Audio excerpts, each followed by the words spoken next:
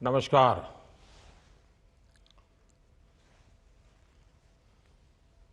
महाराष्ट्र के governor CP Radhakrishnan जी,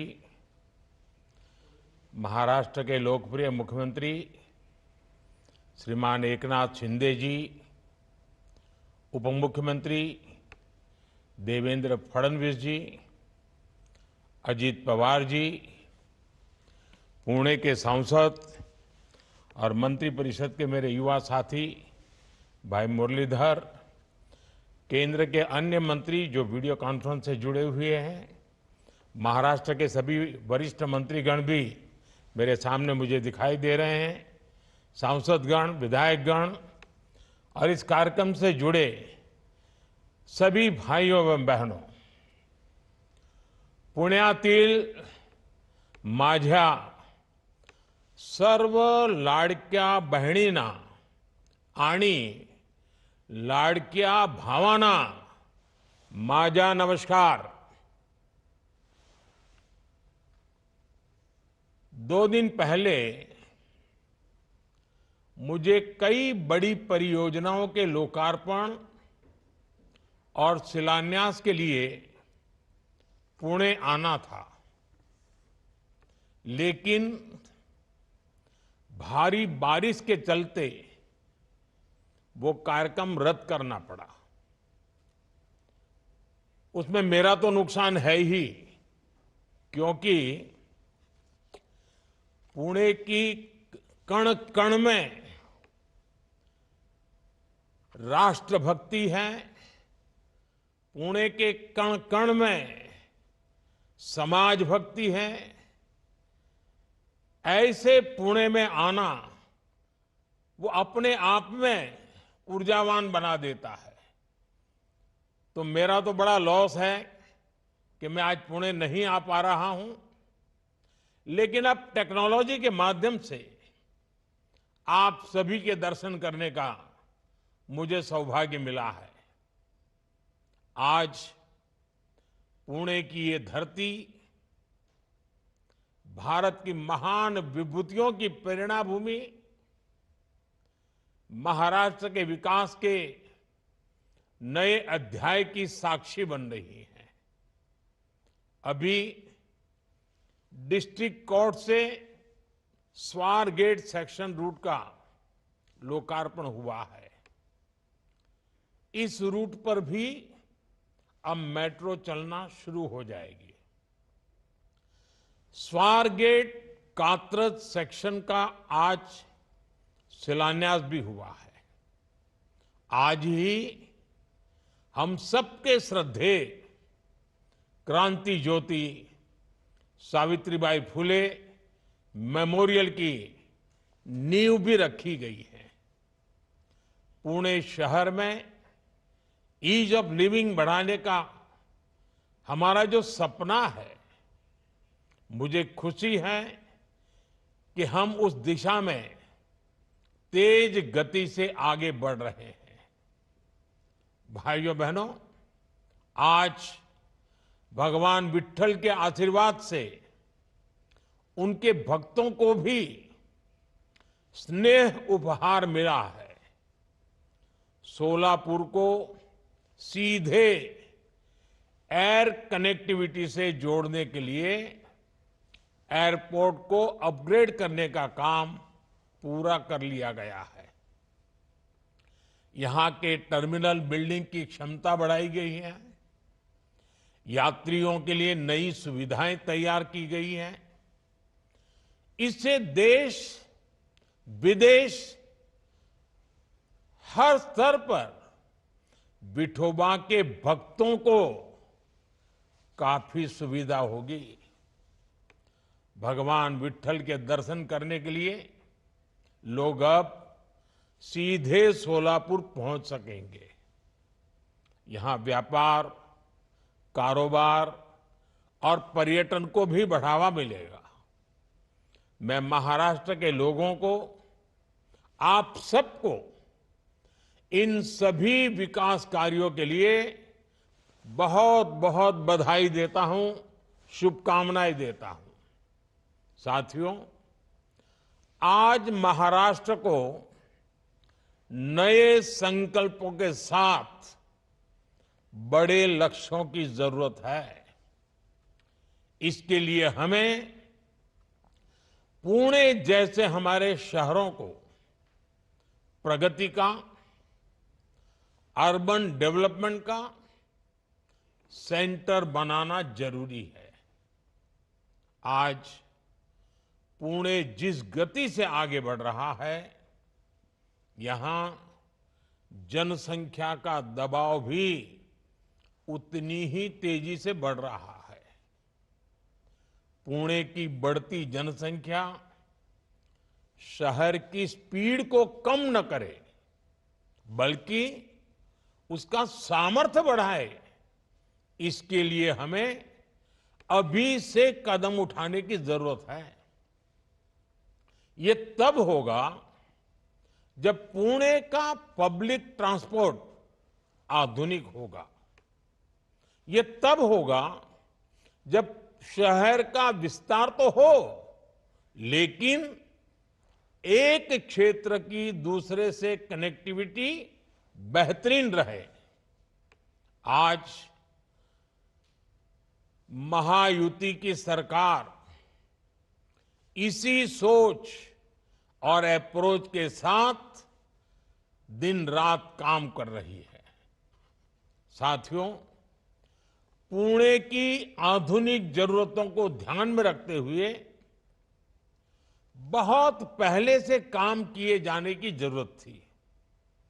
पुणे में metro जैसा एडवांस ट्रांसपोर्ट सिस्टम बहुत पहले आ जाना चाहिए था, लेकिन दुर्भाग्य से बीते दशकों में हमारे देश के शहरी विकास में प्लानिंग और विजन दोनों का अभाव रहा।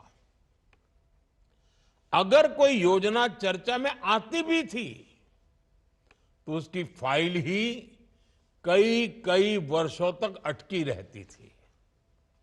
अगर कोई योजना बन भी गई, तो भी एक एक प्रोजेक्ट कई कई दशकों तक लटका रहता था। उस पुराने वर्क कल्चर का बहुत बड़ा नुकसान हमारे देश को, महाराष्ट्र को और पुणे को भी हुआ। आप याद करिए, पुणे में मेट्रो बनाने की बात सबसे पहले 2008 में शुरू हुई थी, लेकिन 2016 में इसकी आधारशिला तब रखी गई जब हमारी सरकार ने अड़चनों को हटाकर तेजी से निर्णय लेना शुरू किया। और आज देखिए, आज पुणे मेट्रो रफ्तार भी भर रही है और उसका विस्तार भी हो रहा है। आज भी एक और हमने पुराने काम का लोकार्पण किया है, तो साथ ही स्वार गेट से कात्रज लाइन का शिलान्यास भी किया है। इसी साल मार्च में मैंने रूबी हॉल क्लिनिक से रामवाड़ी तक मेट्रो सेवा का लोकार्पण भी किया था। 2016 से अब तक इन 7-8 वर्षों में पुणे मेट्रो का ये विस्तार, इतने रूट्स पर काम की ये प्रगति और नए शिलान्यास, अगर पुरानी सोच और कार्य पद्धति होती तो इनमें से कोई भी काम पूरे नहीं हो पाते। पिछली सरकार तो 8 साल में मेट्रो का एक पिलर भी खड़ा नहीं कर पाई थी, जबकि हमारी सरकार ने पुणे में मेट्रो का आधुनिक नेटवर्क तैयार कर दिया है।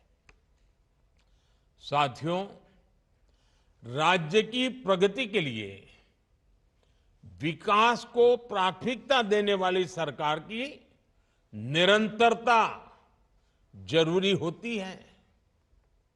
जब जब इसमें रुकावट आती है तो महाराष्ट्र को बड़ा नुकसान उठाना पड़ता है। आप देखिए, मेट्रो से जुड़े प्रोजेक्ट हो, मुंबई अहमदाबाद बुलेट ट्रेन हो, या किसानों के लिए सिंचाई से जुड़े कई महत्वपूर्ण काम हो, डबल इंजन सरकार से पहले महाराष्ट्र के विकास के लिए जरूरी ऐसे कितने ही प्रोजेक्ट्स डिलेल हो गए थे। इसी का एक और उदाहरण है बिडकिन इंडस्ट्रियल एरिया। हमारी सरकार के समय मेरे मित्र देवेंद्र जी ने ऑरिक सिटी की संकल्पना रखी थी।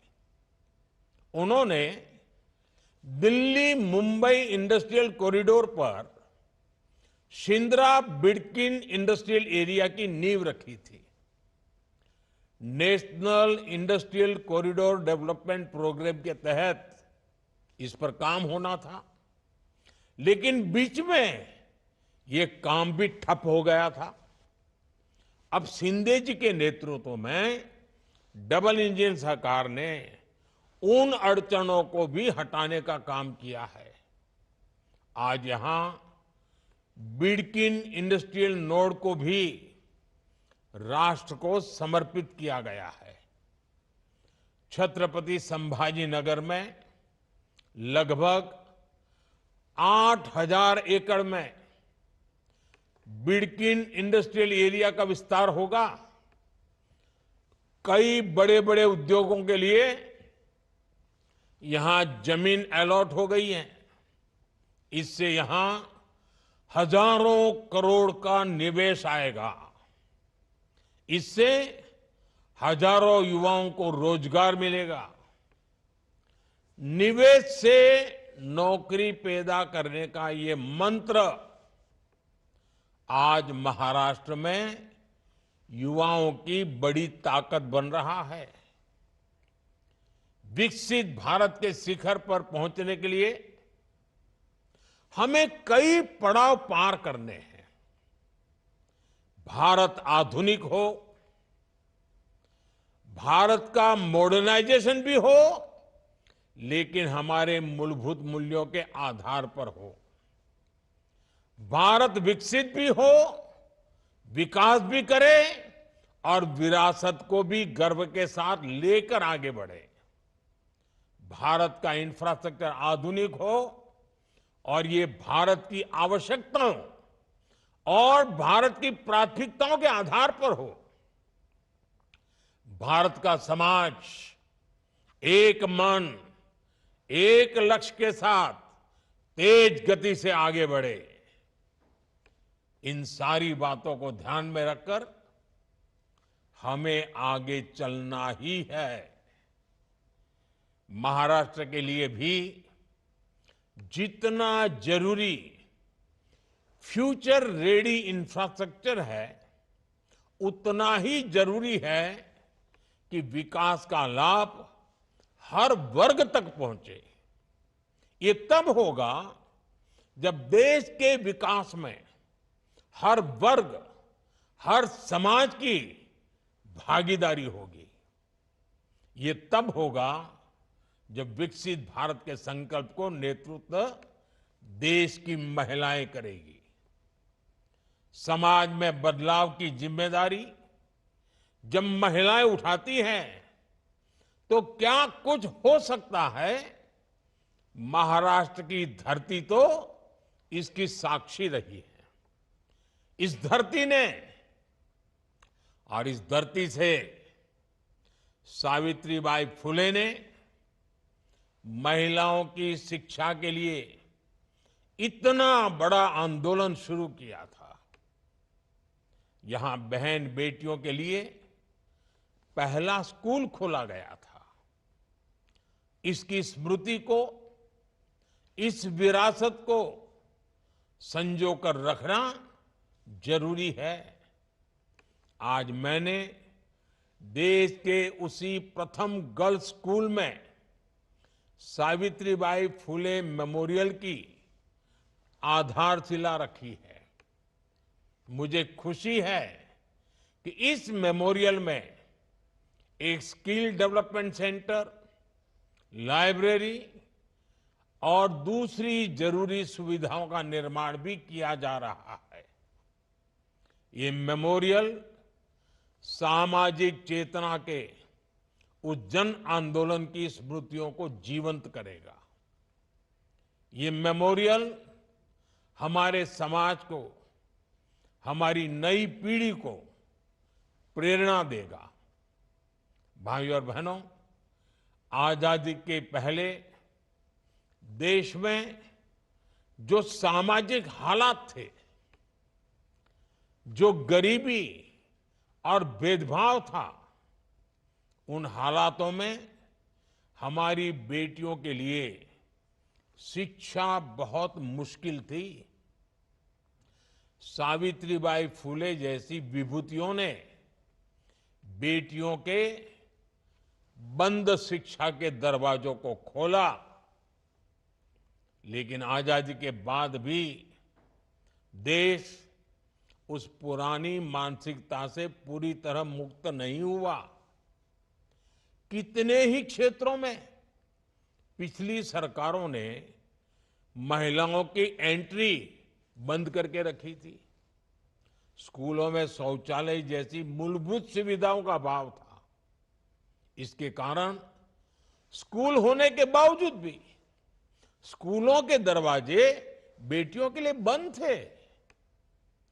जैसे ही बच्चियां थोड़ी बड़ी होती थी, उन्हें स्कूल छोड़ना पड़ता था।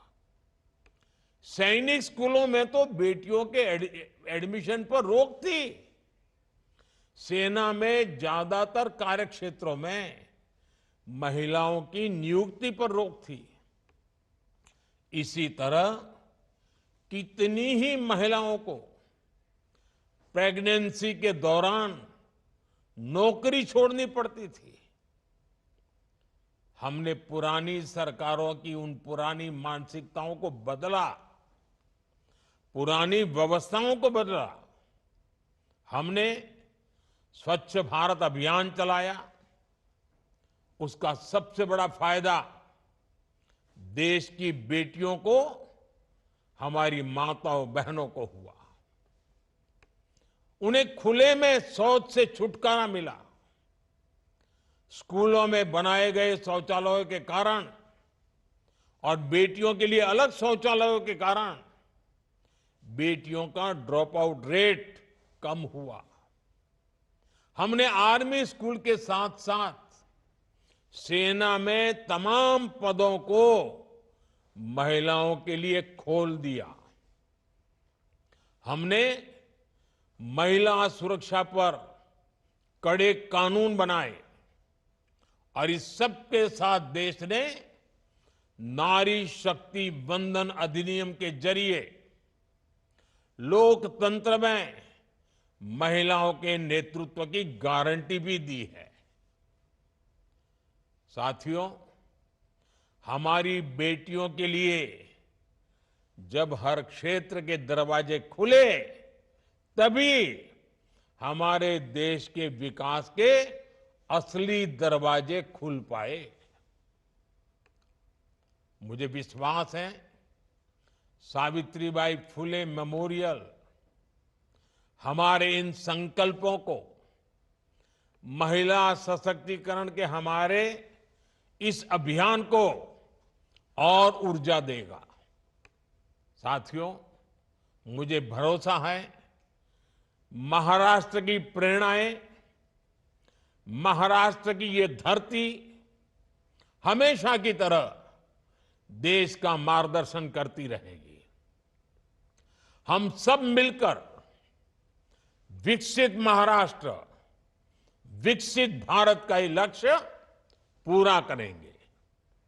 इसी विश्वास के साथ आप सभी को एक बार फिर इन महत्वपूर्ण परियोजनाओं के लिए हार्दिक बधाई देता हूं। आप सबका बहुत बहुत धन्यवाद करता हूं।